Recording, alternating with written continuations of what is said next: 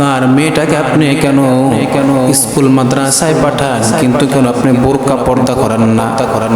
এ জায়গায় তিনি উগ্রতার পরিচয় দেন এবং কি সে ইসলাম যে একটা সুন্দর একটা জীবন ধারণের একটি জিনিস বিধান আছে, সেটা সে মানতে চায় না। স্বামী প্রবাসে গেছে, স্ত্রীকে রাখিয়ে গেছে। উচিত কি যে স্বামীর জন্য স্ত্রী দোয়া করবে, মন খুলে দোয়া করবে। প্রত্যেকটা ক্ষেত্রে আমাদের ধৈর্যের অভাব।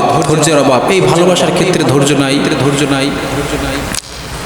একটা পুরুষ লোক কত কষ্ট করে একটা পরিবারের জন্য কত কষ্ট করে, যারা প্রবাসে থাকে তারাই শুধু বোঝে, তাছাড়া কেউ বোঝে না। আল্লাহ যখন সন্তান গর্ভের ভিতরে আসে, তখন উচিত হলো ওই মার ধৈর্য ধারণ করা, আল্লাহর ইবাদত করা। কিন্তু এখন যদি দুনিয়ার দিকে তাকানো হয়, দেখবেন ওই মা বোন টাচ মোবাইল বা টিভি সামনে নিয়ে বসিয়ে রয়েছে। যদি বলা হয় যে হুজুর আমার সন্তান আমাকে লাথি দেয়, আমার সন্তান আমার কথা শুনে না, মা বোন কেমনে কথা শুনবে? যখন আপনার সন্তান গর্ভের ভিতরে আসে, তখন আপনার আমার উচিত যে ওই সন্তানকে নিয়ে আল্লাহর কাছে দোয়া করা, মালিক গো আপনি আমার সন্তানকে বড় আলেম বানাইয়া দিয়েন, আমলি সন্তান দুনিয়াতে পাঠাইয়েন। আমরা এই দোয়া কেউ করি না।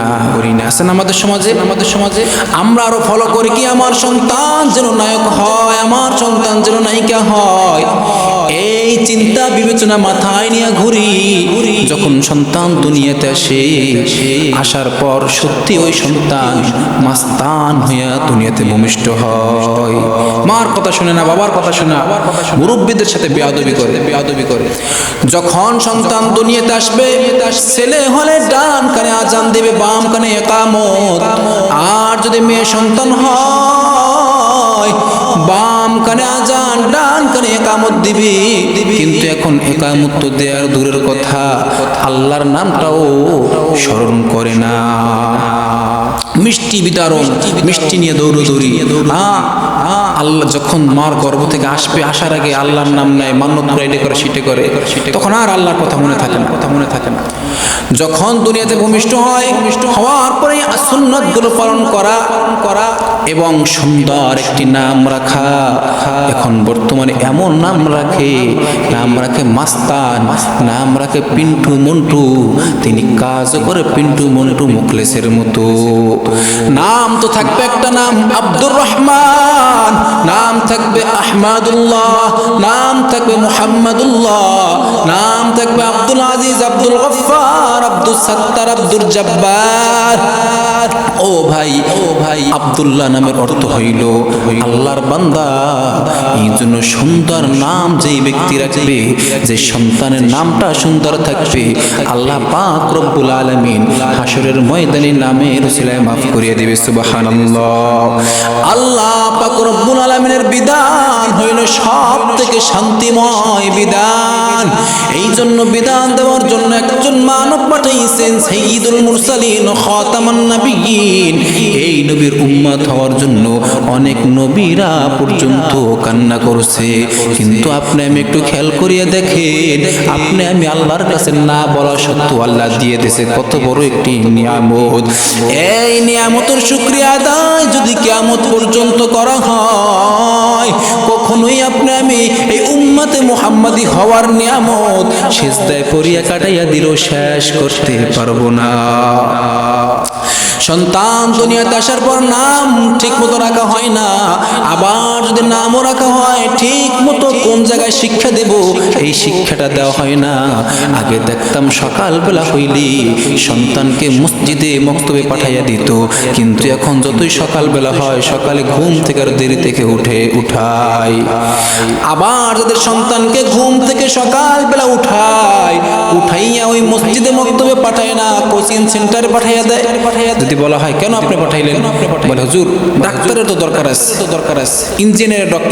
ইঞ্জিনিয়ারের দরকার আছে, পুলিশের দরকার আছে, ডাক্তারের দরকার আছে। আমি বলবো আপনার ছেলে পুলিশ হোক, ডাক্তার হোক, আপনার ছেলে যে চাকরিজীবী হোক না কেন, যদি আপনার সন্তানের ভিতরে কোরআন না থাকে, দিন না থাকে, সে যত বড় চাকরিজীবী হোক না কেন, আপনি কখনো আপনিও শান্তিতে থাকতে পারবেন না, আপনার সন্তানও শান্তিতে থাকতে পারবে না।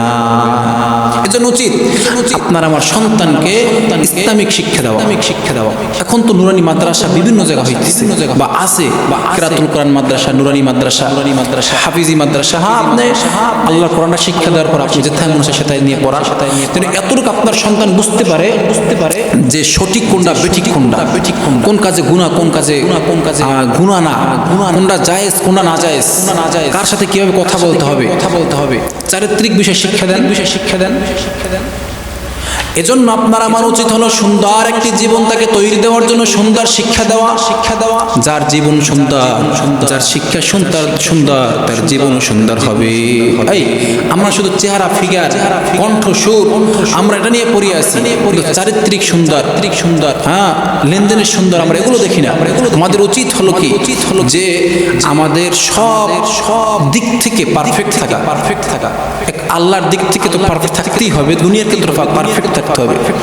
একজন হাজী সাহেব তিনি হজ করে, একজন নামাজি তিনি নামাজ পড়ে, কিন্তু তিনি চুরিও করে, ডাকাতিও করে, মাস্তানিও করে, জিনা ব্যভিচারও করে, তার মানে তিনি সঠিক মুসলমান না, তিনি সঠিক মানুষ হতে পারে না। আল্লাহ আমাদের সকলকে তৌফিক দান করুন। যখন আপনি ইসলামিক শিক্ষা দেবেন, শিক্ষা দেওয়ার পর আপনার দায়িত্ব হলো আপনার ছেলে কোথায় যায়, আপনার মেয়ে কোথায় যায়, না ওই স্কুল থেকে বনভোজন নাম দিয়ে পার্কে যেয়ে ঘুরে, না আপনার সন্তানকে, আপনার মেয়েকে নিয়ে মাস্টারেরা, কলেজের ফ্রেন্ডেরা নিয়ে কুয়াকাটা যায়, না কক্সবাজার যায়। এদিকে আপনার আমার খেয়াল রাখতে হবে। আপনি আমি কোথায় খেয়াল রাখি, আপনি আমি সমাজ দেখি কিন্তু লজ্জা দেখি না, লজ্জা রাখি না। কিরকমের লজ্জা রাখা উচিত? যখন দুলাভাই বাড়ি যায়, শালি আসে, যদি বলা হয় কেন শালি তুমি সামনে যাও, বলবে যদি দুলাভাই সামনে না যাই সমাজ কি বলবে? কিন্তু তুমি কি জানো না, তোমার দুলাভাইয়ের সামনে গেলে, এই জায়গায় গেলে তোমার গুণ হবে আল হায়াউ শুআবাতুম মিনাল ঈমান, তোমার ঈমানটা রক্ষা করা ফরজ, তোমার দুলাভাইকে খুশি করা ফরজ না।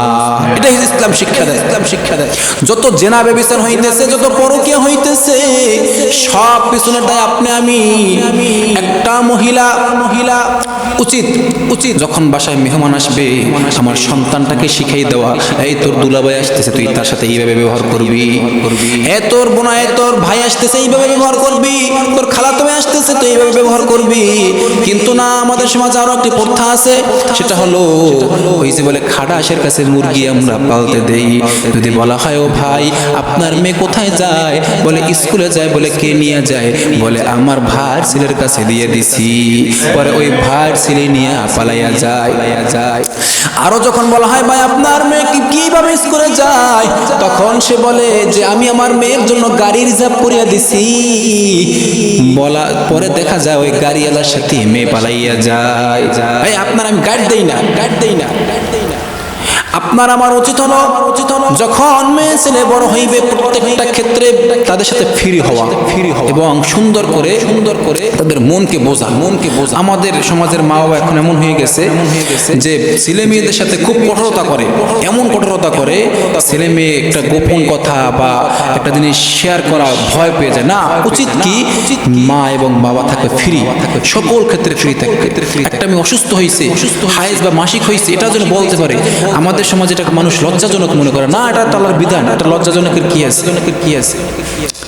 তাই যখন সন্তানটাকে আপনি বড়াই করে গুনার দিকে ঠেলিয়ে দিতেছেন, আপনার কি একটু চিন্তা হয় না? আপনার কি একটু বিবেকে মাথা নাড়া দেয় না? আপনি কি একটু ভাবেন না? আপনি কি একটু চিন্তা অনুধাবনও করেন না? আমি যে নামাজ পড়ি হাজী সাহেব, আমি যে নামাজ পড়ি, রোজা রাখি, যাকাত দেই, কিন্তু আমার ছেলে মেয়ের দ্বারা তো আমার আমলনামায় হাজারো গুনার পার্সেন্টেজ আসতেছে।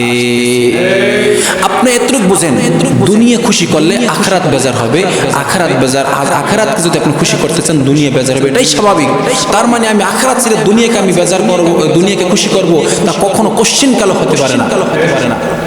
এজন্য আপনার আমার উচিত হলো যখন ছেলে মেয়েটাকে মাদ্রাসা বা স্কুলে দেব সর্বদা সুন্নাত অনুযায়ী আদর্শ অনুযায়ী তাকে চালানো। এরপর দেখেন যখন মেয়েটা বড় হয়ে যায় হ্যাঁ আমরা কি করি তারপরে এরপরে মেয়েটা বড় হয়ে যাওয়ার পরে যখন বলে যে ভাইজান আপনার মেয়েটাকে আমরা অমুক জায়গায় পার্লারে অমুক জায়গায় স্কুল কোচিং সেন্টারে ভর্তি করে দেবো, আমরা চিন্তা করি না, স্যারে বলছে বাস হয়ে গেছে। এই যে আমাদের পরকীয়ার বর্তমানে সব থেকে 6 লাখ পরকীয়ার 6 লাখ চলতেছে। একটা মেয়ে কলেজে যায়, ভার্সিটিতে যায়, কি করে না করে আপনি আমি দেখি না। এখন তো আরো একটি সব থেকে যেটা বেশি একটা ভয়ানক হইতেছে প্রবাস জীবন। একটা মানুষ কত কষ্ট করে বিবিকে রাখিয়া যায়। এক্ষেত্রে আরো একটি আমার নিষেধাজ্ঞা হলো, ভাই আপনি যদি পারেন দেশে থাকিয়া কম খাইয়া চা বিক্রি করিয়াও যদি দেশে থাইকা খাইতে পারেন, আপনার সামর্থ্য নাই, সাধ্য নাই, আপনার যদি চা বিক্রি করার মতো যদি আপনার যোগ্যতা থাকে, পান বিক্রি করার মতো আপনার যোগ্যতা থাকে, আপনি দেশে বসিয়া অল্প খান, স্ত্রী ফ্যামিলি মেয়ে কিনে থাকেন, কোটি কোটি টাকার মালিক বানানোর স্বপ্ন দেখি আপনি বিদেশ যান, কিন্তু আপনি আসিয়া দেখেন আপনার স্ত্রী পরকীয়া লিপ্ত হয়ে গেছে। এর পিছনে দায়ী হইলেন আপনি একজন স্বামী হিসেবে, আপনি প্রধান দায়ী। আপনি কেন বুঝলেন না? আপনি কেন বুঝলেন না আপনার স্ত্রীকে? স্ত্রীর সাথে আপনি কেন এত কঠোরতা করেন? শরীয়ত তো আপনাকে কঠোরতা দেয় নাই। লা তাআতা লিমাখলুকিন ফি মাসিয়াতিল খালিক। কখনো স্রষ্টার নাফরমানি করে সৃষ্টি জীবকে খুশি করা যায় না। এমনকি আশরাফ আলী থানভী রাহমাতুল্লাহ আলাইহি বলেন, যদি এমন হয় তোমার মা বাবার থেকে আলাদা হইতে হয়, তোমার স্ত্রীকে নিয়ে তারপর তুমি আলাদা হও, তারপরও তুমি কষ্ট তাদেরকে দিও না। এখন আমাদের সমাজে কি বিবাহ করার পরে বলে যে আমার মার এই খেদমত করতে হবে, বাবার এই খেদমত করতে হবে, ঠিক কিনা বলেন? কিন্তু আসলে কি এটা দায়িত্ব কার? নৈতিক দায়িত্ব হলো আপনাকে, আমাকে, আমার মা বাবা বলছে, আমার স্ত্রীকে বলে নাই। আমার মার কাপড় দেওয়া, বাবার কাপড় দেওয়া আমার দায়িত্ব, এটা তোমার স্ত্রীর দায়িত্ব না। হ্যাঁ, স্ত্রী সেটা ইনসাফতা করতে পারে, কিন্তু তারপরে কঠোরতা, জুলুম এটা চাইপেদের করাইতে হবে এমন কিছুই না। উচিত কি তাকে শালীন ভাষায় তার সুন্দর মন বোঝা, তার সুন্দর দেখা। আল্লাহ পাক রব্বুল আলামিন তিনি তো বলিয়ে দিয়েছেন, স্ত্রী তোমাদের জন্য এই জন্য তোমাদেরকে দিছি যে তোমরা তার কাছে গিয়ে শান্তি পাও। তার শান্তি মানে কি? আমরা তাকে কঠোরতা করব না, সেটা হতে পারে না। এজন্য ভাই বন্ধু আপনার আমার খেয়াল রাখতে হবে, স্ত্রী এদেশে সুন্দর আদর্শ, সুন্দর ব্যবহার করা এবং সর্বদা মাথাকে ধৈর্য সহকারে রাখা। ওই যে বলছি, ইয়া আইয়ুহাল্লাযীনা আমানু সাবিরু ওয়া সাবিরু ওয়া রাবিতু ওয়াত্তাকুল্লাহা লাআল্লাকুম তুফলিহুন। যার ভিতরে ধৈর্য আছে তার ভিতরে সব পাওয়া যায়। যার ভিতরে ধৈর্য আছে তার নামাজ ঠিক, যার ভিতরে ধৈর্য আছে তার রোজা ঠিক, যার ভিতরে ধৈর্য আছে তার স্ত্রী ঠিক থাকে, যার ভিতরে ধৈর্য আছে আল্লাহ পাক রব্বুল আলামিন তাকে অনেক উচ্চ মাকামে উঠিয়ে দেয়। এজন্য আপনার আমার ভিতরে ধৈর্য থাকতে হবে, কখনো ধৈর্য হারা হওয়া যাবে না। ইন্নাল্লাহা মা'আস সাবিরিন। আল্লাহ নিজেই বলছেন ধৈর্যশীলদের সাথে স্বয়ং আমি আল্লাহ নিজেই আছি। থাকবো তো ইনশাআল্লাহ। এখন এই যে কোটা সংস্কারের পরে যে এখন বর্তমান যে একটা অবস্থা আসছে, আলহামদুলিল্লাহ এটা আমাদের ধৈর্যের ফসল। 15টা বছর আমরা জুলুম নির্যাতনে কম ছিলাম না, এরপর আল্লাহ সুন্দর একটা আমাদেরকে দিন দিয়েছে, সুন্দর একটা রাত্র দিয়েছে, সুন্দর আমরা সূর্য দেখতেছি, সুন্দর আমরা বাতাস পাইতেছি।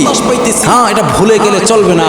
আপনার আমার উচিত এইটা পেয়ে আল্লাহর নিয়ামতের শুকরিয়া আদায় করা এবং এর আজ থেকে প্রতিজ্ঞা করতে হবে যে স্বৈরাচার, যে কোনো স্বৈরাচারকে আমরা দেশে বসাবো না। আমাদের এটাই টার্গেট থাকবে, এই দেশ হবে আলেম ওলামাদের দেশ। আল উলামা ওয়ারাসাতুল আম্বিয়া, ওলামায়ে কেরাম হইল নবীদের ওয়ারিস। যখন এই দেশে ওলামায়ে কেরাম আসবে, কোরআনের কথা চলবে, মসজিদে আমরা স্বাধীনভাবে আজান দিতে পারবো, কেউ বাধা দিতে পারবে না। এজন্য আপনার আমার কি হতে হবে? আপনার আমার সর্বদা খেয়াল রাখতে হবে, আপনার আমার দেশকে নিয়ে ভাবতে হবে এবং মাদ্রাসা মসজিদ নিয়ে ভাবতে হবে, ওলামাদেরকে নিয়ে ভাবতে হবে।